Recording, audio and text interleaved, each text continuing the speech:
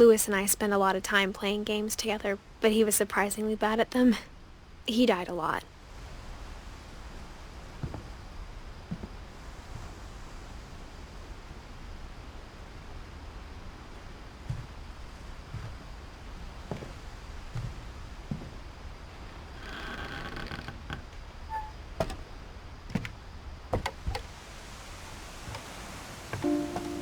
On the way back from Lewis's funeral, my mom told me to start packing. She waited until the day before we left to tell Edie. I'm not sure if she wanted to make it easier or harder.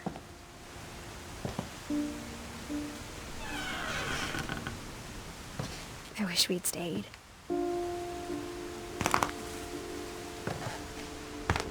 But I understand why we left.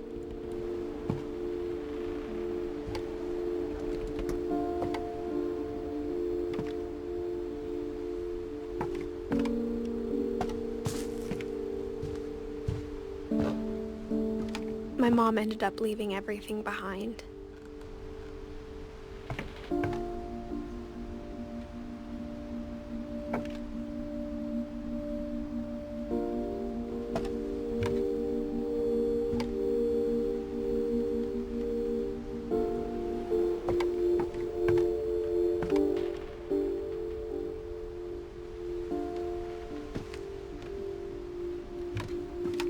What happened that night had been coming for a long time. Maybe it should have come sooner.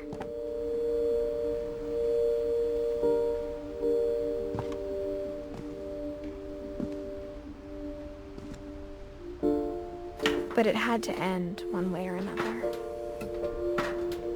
All that's left now is to tell you about that last night.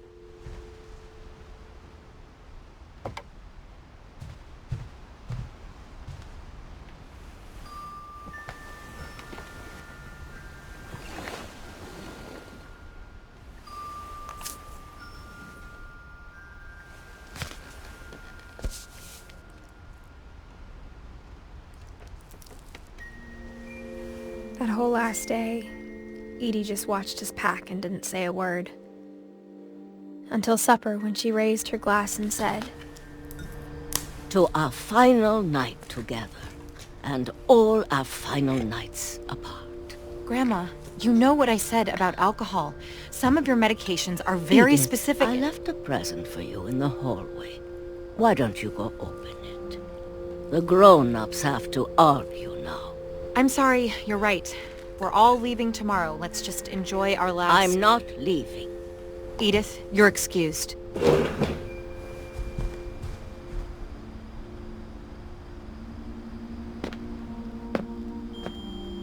The power had been shut off that morning, but Edie always had plenty of candles.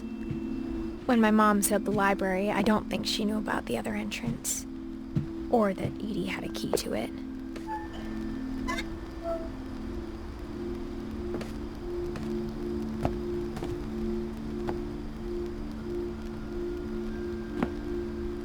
That thing you're afraid of isn't going to end when you leave the house. Edith has a right to know these stories. My children are dead because of your stories. I think it's best if Edith and I leave tonight. We'll have the nursing home send a van for you in the morning. Okay?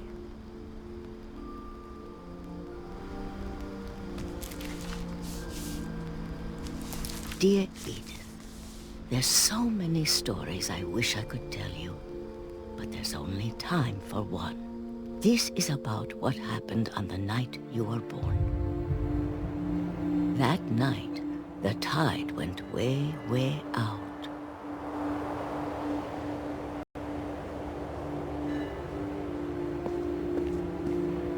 It was the first and last time I ever saw the old house aground. There'd been an earthquake out in the middle of the ocean. They called it the lowest tide in 1,000 years. God, it smelled awful. You know, I've seen that house every day of my life.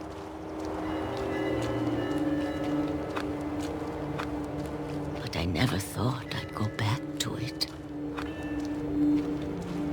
When the fog rolled in, I lost my way.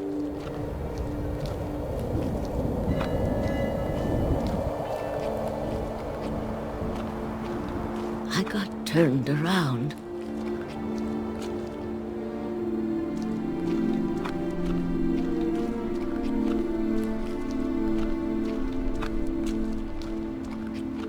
I started seeing things.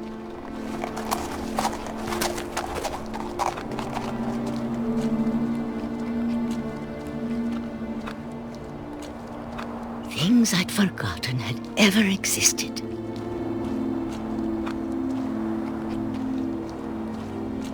But when I saw them, they felt like old friends. That night, a lot of things came back to me. Or maybe I came back to them.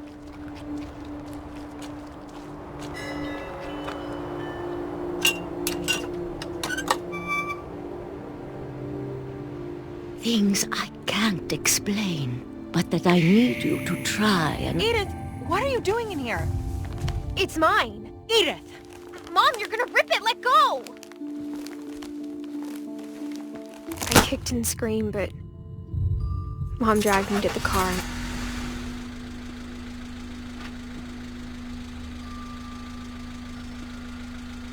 I never saw Great-Grandma Edie again. The next morning, the van came to pick her up, but she was already gone. After that, we moved around a lot.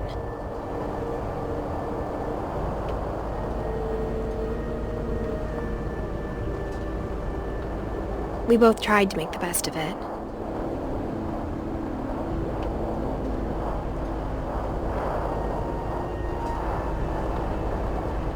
A few years went by.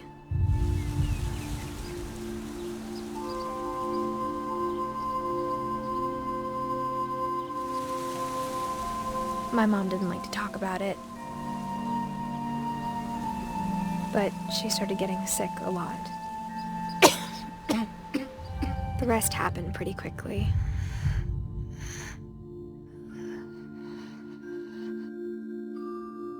She got better for a while, and then she didn't.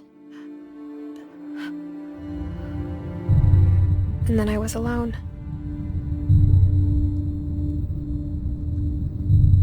The last Finch left alive.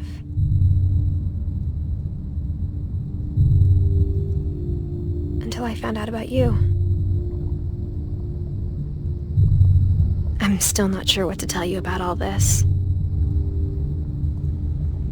If we lived forever, maybe we'd have time to understand things. But as it is, I think the best we can do is try to open our eyes. And appreciate how strange and brief all of this is.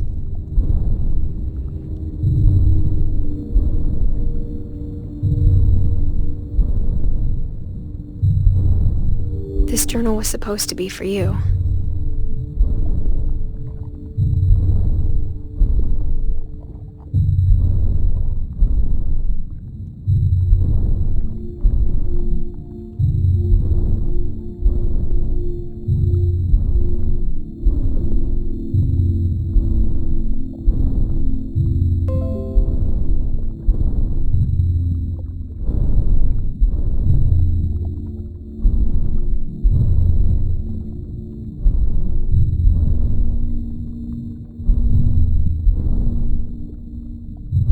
But now I hope you'll never see it.